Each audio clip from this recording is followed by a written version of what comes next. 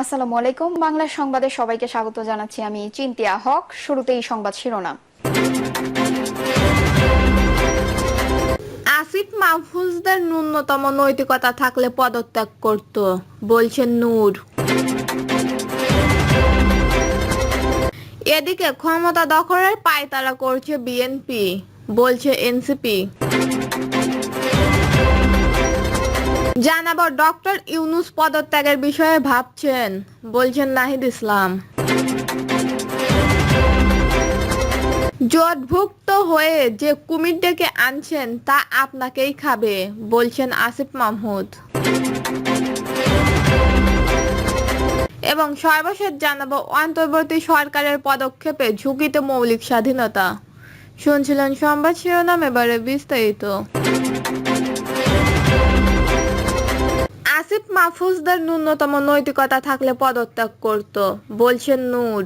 ন্যূনতম নৈতিকতা আর দেশপ্রেম থাকলে দল গঠনের পরপরই উপদেষ্টা আসিফ মাহমুদ ও মাহফুজ আলম সরকার থেকে পদত্যাগ করতেন বলে মন্তব্য করেছেন গণ অধিকার পরিষদের সভাপতি নুরুল হক নূর। নূর লিখেছেন, আসিফ মাহমুদের ক্ষমতার মোহ এবং লোভ না থেকে ন্যূনতম নৈতিকতা আর দেশপ্রেম থাকলে দল গঠনের পরপরই তারা সরকার থেকে পদত্যাগ করত, যা হতে পারত এক নতুন দৃষ্টান্ত। কিন্তু তারা করেনি। এমনকি সরকারের নিরপেক্ষতা নিশ্চিতে বিভিন্ন রাজনৈতিক দল, সংগঠন ও ব্যক্তির পক্ষ থেকে আসিফ মাহফুজদের পদত্যাগের দাবি জানানো হলেও তারা পূর্বের নির্লজ্জ বেহায়া রাজনীতিবিদদের মতোই চেয়ার ধরে রাখলেন। জাকসুর সাবেক এই ভিসি বলেন, এই বয়সেই যদি ক্ষমতা দখল ও ভোগ করার এই কূটনৈতিক আশ্রয় নিতে পারে, ভবিষ্যতে এরা কি করবে? ক্ষমতা দখলের পায়তারা করছে বিএনপি, বলছে এনসিপি। গণ অভ্যুত্থানে সরকারকে হটিয়ে বিএনপি ক্ষমতা দখলের পায়তারা করছে বলে অভিযোগ করেছেন জাতীয় নাগরিক পার্টির নেতারা। তারা বলেছেন, বিএনপিতে অর্থকলন্দ থাকার দলটি জাতীয় সংসদ নির্বাচনের আগে স্থানীয় সরকার নির্বাচন চায় না।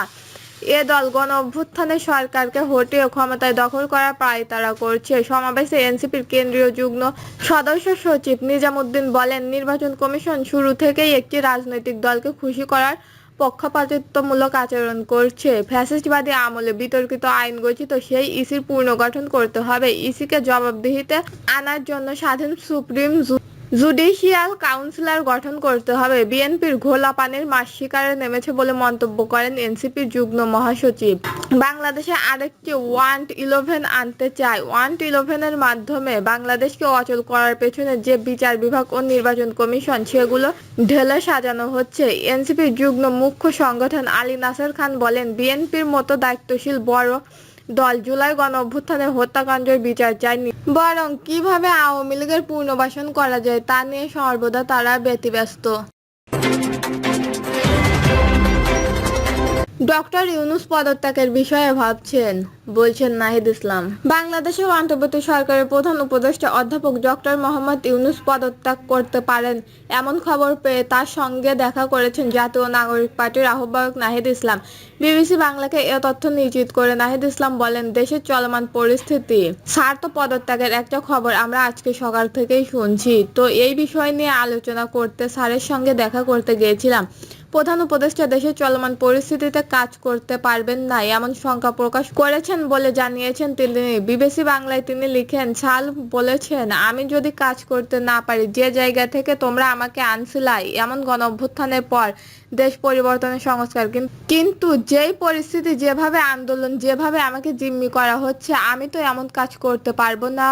তো রাজনৈতিক দলগুলো তোমরা সময় একটা জায়গা, কমন জায়গা না পৌঁছাতে পারো, বলেন নাহিদ ইসলাম। প্রধান উপদেষ্টা পদত্যাগের মতো সিদ্ধান্ত না নিয়ে আহ্বান জানিয়েছেন জুলাই গণ অভ্যুত্থানের পর নতুন গঠিত দলটির নেতা নাহিদ ইসলাম। প্রধান উপদেষ্টাকে বলেছেন, আমাদের গণ অভ্যুত্থানের আকাঙ্ক্ষা ও জাতীয় নিরাপত্তা ও দেশের ভবিষ্যৎ সবকিছু মিলিয়ে উনি যাতে শক্ত থাকেন এবং সবগুলো দলকে নিয়ে যাতে ঐকমত্য জায়গায় থাকেন, সবাই তার সঙ্গে আশা করি কোঅপারেট করবেন। প্রধান উপদেষ্টা পদত্যাগের বিষয়ে বিবেচনা করেন বলে জানান নাহিদ ইসলাম। তিনি বলেন, হ্যাঁ, যদি কাজ করতে না পারেন থাকবেন থেকে কি লাভ?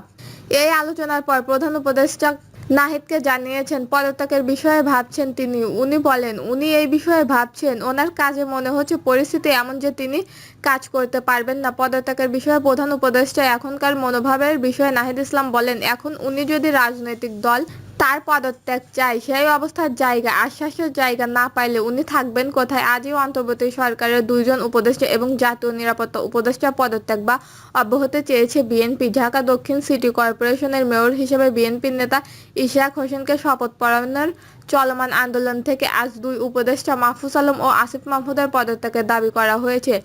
এদিকে বিএনপির এই দাবির পাল্টা প্রতিক্রিয়ায় অন্তর্বর্তী সরকারের 3 জন উপদেষ্টা বিএনপির মুখপাত্র হিসেবে আখ্যায়িত করে পদত্যাগে বাধ্য করার হুঁশিয়ারি দিয়েছেন এনসিপির এক শীর্ষ নেতা। তবে তার সংস্কারের সুপারিশ বাস্তবায়ন না হলে এই 3 জন হলেন আইন উপদেষ্টা অধ্যাপক আসিফ নজরুল, অর্থ উপদেষ্টা সালাউদ্দিন আহমেদ এবং পরিকল্পনা উপদেষ্টা ওয়াহিদ উদ্দিন মাহমুদ।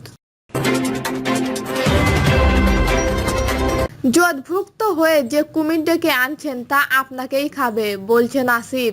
আওয়ামী লীগ, নর্থ ও দিল্লি জোটভুক্ত হয়ে যে কুমির ডেকে আনছেন তা আপনাকেই খাবে বলে মন্তব্য করেছেন অন্তর্বর্তী সরকারের স্থানীয় সরকার ও ক্রীড়া মন্ত্রণালয়ের উপদেষ্টা আসিফ মাহমুদ সজীব ভুঁইয়া। ফেসবুক পোস্টে আসিফ বলেন, বিইএল, নর্থ ও দিল্লি জোটভুক্ত হয়ে যে কুমির ডেকে আনছেন তা আপনাকেই খাবে। তুমি এই দলের স্থায়ী সদস্য নও, শুধু ক্ষণিকের জন্য।